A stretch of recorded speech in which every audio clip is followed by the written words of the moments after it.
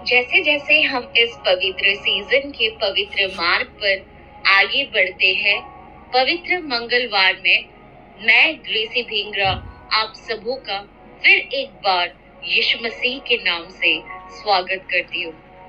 Hello and shalom everyone.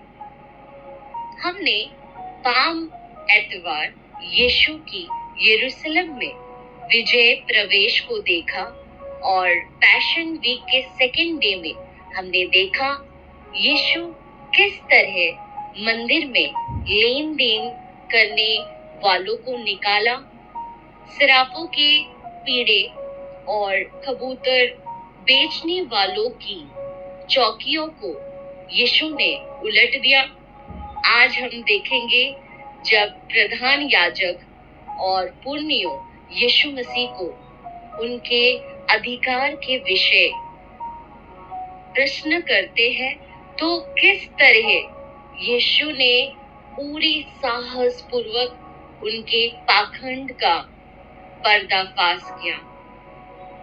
यीशु सदुकियों को विवाह के संबंध में पुनरुत्थान के बारे में टीचिंग्स देते हुए नजर आते हैं और फरीसियों को कैसर से संबंधित करों के बारे में और व्यवस्था के एक शिक्षक को व्यवस्था में सबसे बड़ी आज्ञा के विषय टीचिंग्स देते हुए देखते हैं, जो कि हम पाएंगे मत्ती 22 का 37 में।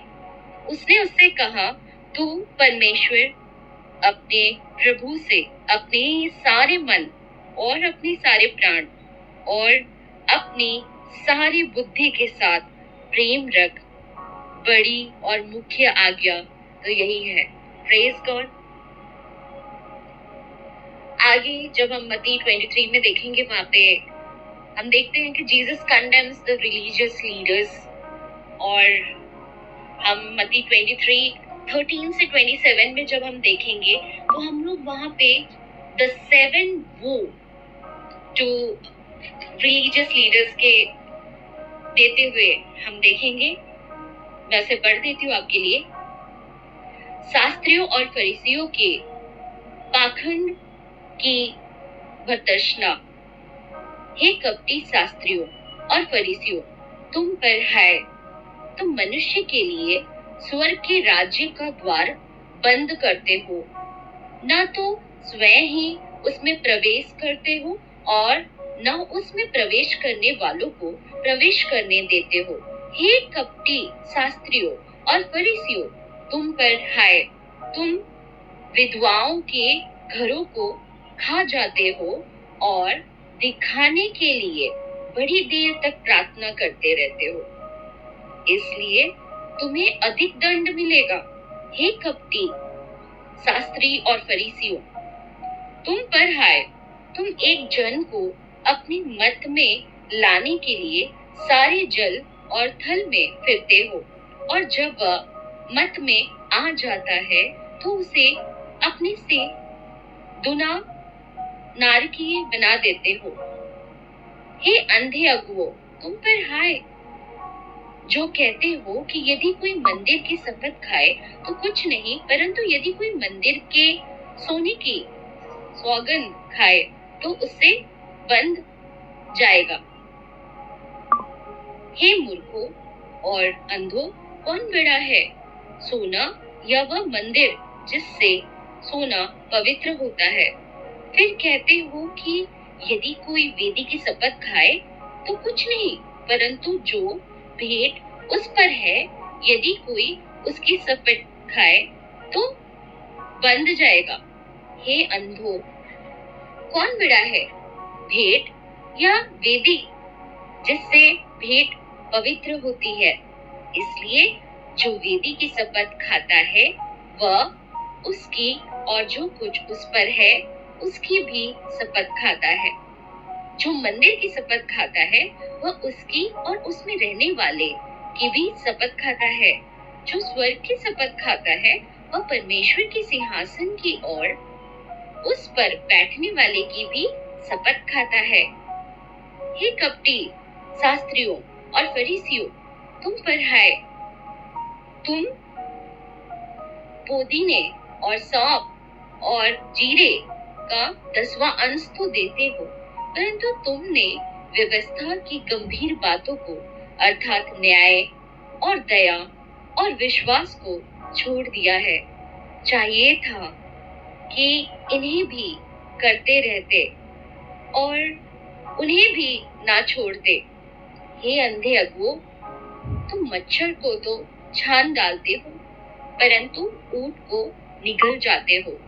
हे कपटी शास्त्रियों और फरीसियों, तुम पर हाय, तुम कटोरे और थाली को ऊपर ऊपर से तो मांजते हो, परंतु वे भीतर अंधेर और असंयम से भरे हुए हैं। हे अंधे फरीसी, पहले कटोरे और थाली को भीतर से मांज कि वे बाहर से भी स्वच्छ हो। हे कपटी शास्त्रियों और फरीसियों, तुम पर हाय, तुम चुना फिरी हुई कब्र के समान हो, जो ऊपर से तो सुंदर दिखाई देती है, परंतु भीतर मुर्दों की हड्डियों और सब प्रकार की मलिनता से भरी है।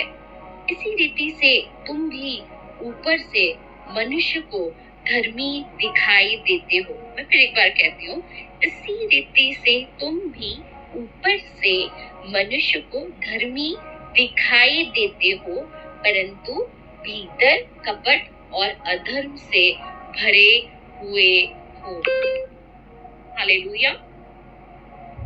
इस तरीके से परमेश्वर ने 7 वोज जो है फरीसी और सदुकी को देते हुए हम देखते हैं यहाँ पे वो बोल रहे हैं। और फाइनली यीशु अपने डिसाइपल्स को अंत समय के बारे में सबसे लंबा उपदेश, दुनिया का न्याय करने के लिए, उनके अंतिम आगमन पर उनका ध्यान केंद्रित करते हुए दिखाई देते हैं। इसलिए मत्ती 24 के हिसाब से हमें फेथफुल, वॉचफुल, अवेयरनेस में रहना, रेडीनेस में रहना का आवश्यकता है। जब प्रधान याजक और पुरनियों यीशु मसीह को उनके अधिकार के विषय प्रसन्न करते देखा गया, तो हम क्या देखते हैं वहां पे? यीशु मंदिर में और चुप नहीं रहे, है ना? वो बोल्डली कन्फ्रंट करते हुए दिखते हैं। He continued speaking the truth that pierced the heart of religious leaders. तभी तो सबुपदेशक 3 में परमेश्वर का वचन कहता है, हर एक बात का एक अवसर और प्रत्येक काम का जो आकाश के नीचे होता है एक समय है, जन्म का समय और मरण का भी समय, चुप रहने का समय और बोलने का भी समय है। अब शांत रहने का समय नहीं था, सत्य बोलने का समय था। अब पाप को एक्सपोज करने का समय था। अब लोगों के पाखंड को एक्सपोज करने का समय था। अब लोगों की कठोर हृदयों का पर्दाफाश करने का समय था। रिलीजियस लीडर्स यीशु के वचन सुनने नहीं बल्कि फंसाने के लिए आए थे। And Jesus discerned in spirit. उन्होंने उनसे करों के बारे में, उनके अधिकार के बारे में, पुनरुत्थान के बारे में सवाल किया, इस उम्मीद में कि यीशु लड़खड़ा जाएंगे। लेकिन आप स्वयं सत्य को कैसे पकड़ सकते हैं जो कहता है मार्ग सत्य जीवन मैं ही हूँ, या कहें तो सत्य मार्ग जीवन मैं ही हूँ। ये स्टेटमेंट स्वयं यीशु मसीह ने दिया था। यीशु से पूछे गए हर प्रश्न का उत्तर बड़े ही बुद्धिमानी से हम उन्हें देते हुए देखते हैं। वे सोचते थे कि यीशु से प्रश्न पूछ रहे हैं, लेकिन वास्तव में यीशु उन्हें ही बेनकाब कर रहे थे। फिर भी यीशु उनके साथ रहा, वहीं रहा, उनको टीचिंग्स दिए, उनको चेतावनी दिया। यीशु उनके लिए रोए, आंसू बहाए जिन्हें वे देख नहीं पाए। क्योंकि वे टकराव के स्थिति में थे। यीशु उन्हें दोषी करार करने नहीं आए थे, वे उन्हें कॉलिंग देने आए थे, पर वे समझ नहीं पाए। ये पवित्र मंगलवार हमें याद दिलाता है, कभी ना कभी हम भी इन्हीं रिलीजियस लीडर्स के तरह पाए जाते हैं, यीशु को सवालों में पूछते हुए हम पाए जाते हैं। और आज हम परमेश्वर से सवाल पूछते हैं, समझने के लिए नहीं बल्कि विरोध करने के लिए। किसी किसी का इंटेंशंस सरमन में फॉल्ट निकालने या अपने मेंटर्स से सवाल उत्तर जानने के लिए नहीं, सीखने के लिए नहीं, बल्कि डिबेट, आर्ग्यूमेंट करने, बातों को लंबा टानने के लिए, कुछ साबित करना चाहते हैं कि हम कुछ हैं। यीशु आज हमारे छिपे हुए इरादों को प्रकट कर रहे हैं। यीशु रिलीजियस लीडर्स या कहे रिलीजियस लोगों का पर्दाफाश कर रहे हैं। बाहरी तौर पर वे धार्मिक गतिविधियों, परंपराओं और दिखावे से परिपूर्ण थे, लेकिन भीतर से उनमें कोई सच्चापन नहीं था, ना पश्चाताप, ना पश्चातापी मन, ना परमेश्वर के साथ कोई वास्तविक संबंध। No, Jesus was just exposing the religious people. Outwardly, they are looking just so righteous, so holy, full of religious activities, traditions, but inwardly, they had no fruit, no genuine repentance, no relationship with God. जो चीजें लोगों को प्रभावित करती है, जरूरी नहीं है वो परमेश्वर को भी प्रभावित करे। परमेश्वर कहते हैं, क्योंकि यहोवा कहता है, मेरे विचार और तुम्हारे विचार एक समान नहीं है। परमेश्वर लोकप्रियता, पॉपुलैरिटी से प्रभावित नहीं होते हैं। परमेश्वर दिखावे, अपीयरेंस से प्रभावित नहीं होते हैं। परमेश्वर पद, पोजीशन से प्रभावित नहीं होते हैं। God is not pleased with outward appearance. He looks the heart. One can look spiritual, one can talk spiritual, one can act spiritual, but a person can still remain unchanged, no transformation. अगर हम यहूदा इस्करियोती की बात करें तो Judas Iscariot just walked with Jesus. आज बहुत सारे लोग चर्च जाते हैं, जीसस के टीचिंग्स को सुनते हैं, है ना, we all are hearing word of God. हम अपने समयों में बाइबल रीडिंग करते हैं एंड जीसस क्या दिखा रहे हैं कि यहूदा इस्करियोती ने सबसे ज्यादा चमत्कार देखा था। आज हो सकता है कि हम परमेश्वर के किए हुए कामों को, मिरेकल्स हम देख रहे हैं, बट यहूदा इस्करियोती को देखिए, वो फिर भी क्या चूज किया over all these things. He chose to betray Jesus, and the presence of Judas did not make Jesus false, है ना, and it did not make the mission of Christ untrue. So how much more we should pursue God's will? अगर हम एक कंगाल विधवा जिसने मंदिर के भंडार में 2 दमड़िया दिया, उसके विषय बात करें तो दुनिया ने 2 दमड़िया देखे, परंतु प्रभु यीशु ने उसका हृदय देखा। हो सकता है आपको लोग अस्वीकार करें, है ना, लेकिन परमेश्वर आपके हृदय को देखता है। हो सकता है आपको लगे कि आपके पास जो कुछ है वो कम है, लेकिन जब आप फिर भी सब कुछ उसके सामने समर्पित करने का चुनाव करते हैं तो स्वर्ग उसे आराधना कहती है। Praise God, hallelujah.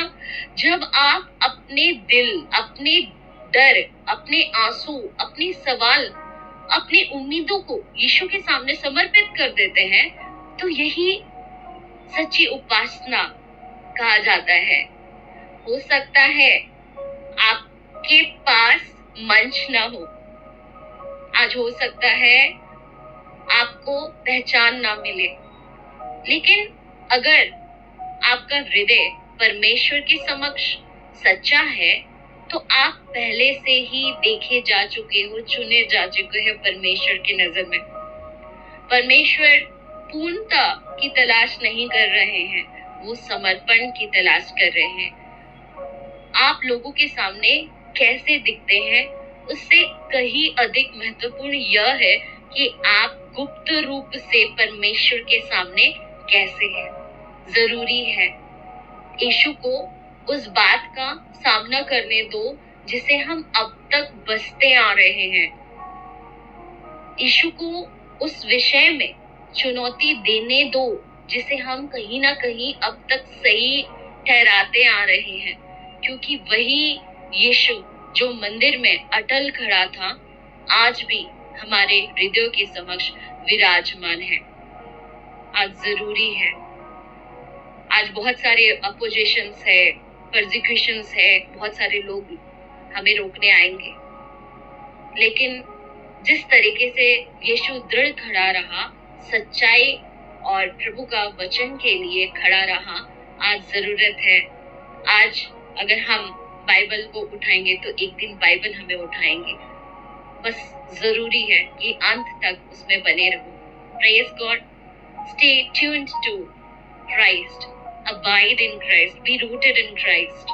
Hallelujah, praise God.